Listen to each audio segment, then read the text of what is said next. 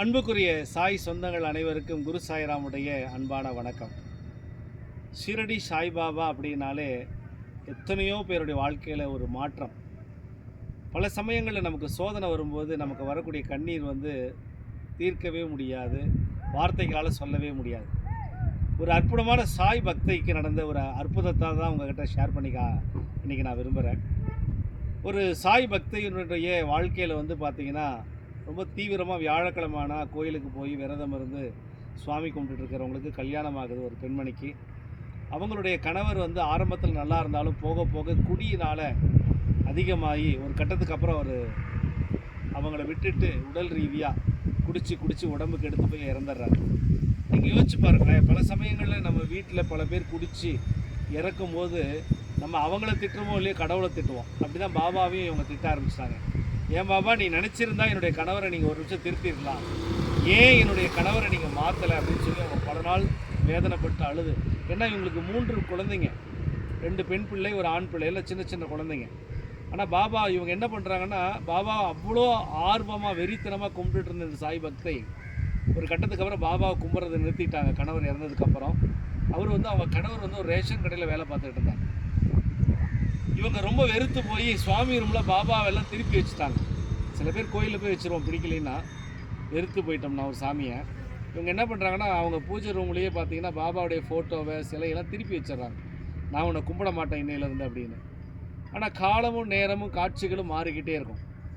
தவறு பண்ணுறது மனுஷனாக இருந்தாலும் தண்டிக்கப்படுறது ஒரு குருங்கிறது அவங்களுக்கு அப்போ தெரியல.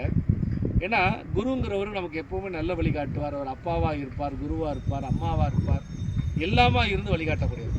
இந்த ரேஷன் கடையில் இருந்து அவர் குடியினால் இறந்த அதே வேலையை இந்த அம்மாவுக்கு கடவுளுடைய அனுகிரகத்தால், பாபாவுடைய அனுகிரகத்தால் கிடைக்குது. இந்த அம்மா ரேஷன் கடைக்கு வேலை கிடைச்ச உடனே பாபா இந்த அம்மாவுக்கு அடிக்கடி கனவுல வர்றார். அப்படி ஒரு முறை பாபா சொல்கிறார், நீ 9 வாரம் என்னுடைய கோவிலுக்கு வா, என்னுடைய கோயிலுக்கு பிரசாதம் வை அப்படின்னு, பேரிச்சப்பழம் பிரசாதம் வை அப்படின்னு. இவங்க சந்தோஷமாக அதே மாதிரி இவங்க வேண்டுதல் வச்சு பிரார்த்தனை பண்ணுறாங்க. ஆனால் இவங்க பாபாவை கும்பிட மாட்டாங்க. கனவுல திரும்ப திரும்ப சொல்கிறதுனால ஏதோ ஒரு விஷயம் நல்லது நடக்கும் அப்படிங்கிற அந்த ஒரு தருணத்தினால பேரிச்சப்பழம் போய் வைக்கிறாங்க. இவங்க ரேஷன் கடைக்கு அந்த அந்த அந்த காலகட்டத்தில் அந்த வேலை ரொம்ப முக்கியம்.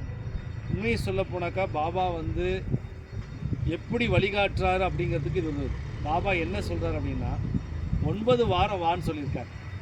இவங்க ஒவ்வொரு வாரமும் பாபா கோயிலுக்கு போவாங்க, பேரிச்சப்பழம் கொடுப்பாங்க, அங்கே வர பக்தர்கள் கொடுப்பாங்க. ஆனால் கையெடுத்து கும்பிட மாட்டாங்க.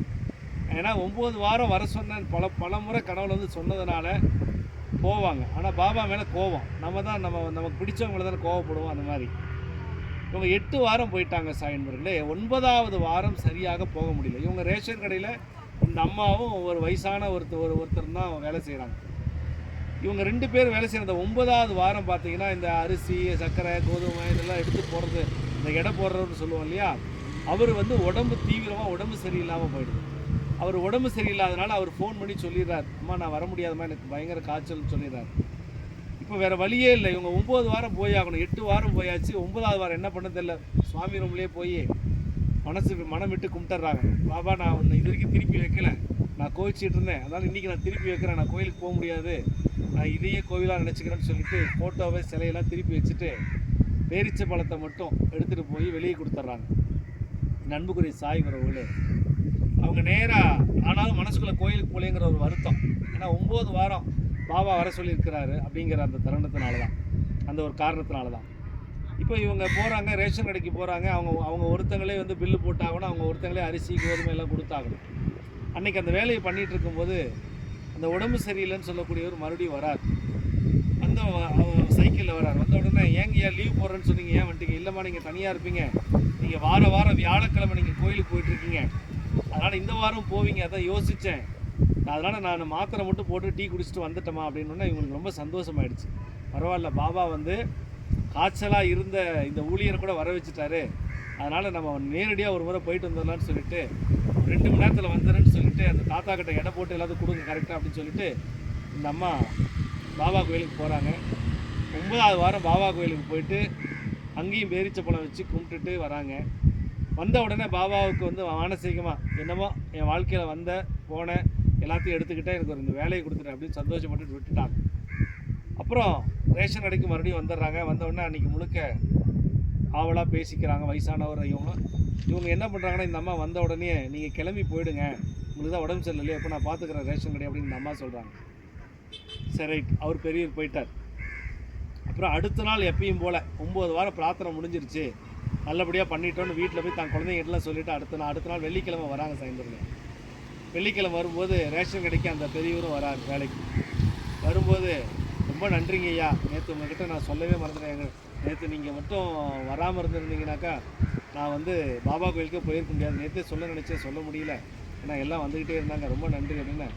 என்னம்மா சொல்கிறீங்க, ஒன்றும் புரியலையே நீங்கள் சொல்கிறது அப்படின்னு அந்த பெரியவர் கேட்குறாரு. அப்போ தான் ஒரு விஷயம் புரியுது. வந்தது அந்த பெரியவர் வேலை செய்கிற ரூபத்தில் பாபாவே பார்த்தீங்கன்னா அந்த ரேஷன் கடைக்கு வந்தார். பாபாவே ரேஷன் கடைக்கு வேலை செய்கிற ஒரு ரூபத்தில் வந்து அந்த அம்மா 9 வாரம் பரிகாரம் முடிக்கணும், அந்த அம்மாவுடைய கர்மாவின்படி பாபா சொன்ன வாக்குப்படி அந்த அம்மா வாழ்க்கையில் நல்லா இருக்கணும்னு சொல்லிட்டு அந்த வேலை செய்கிற ரூபத்தில் வந்தது. அந்த காட்சி தெரிஞ்ச உடனே, ஏன்னா இவர் சொல்கிறார், நான் வரவே இல்லைம்மா, நீங்கள் வேற என் மனைவி கிட்ட கேளுங்க, ஃபோனை போட்டு வேறு கொடுக்குறாரு. அவங்க மனைவி ஃபோனில் சொல்கிறாங்க, இல்லை எங்கள் வீட்டுக்காரர் வரவே இல்லை, நேற்று முழுக்க அவருக்கு பயங்கர காய்ச்சல், வரவே இல்லை அப்படின்னு.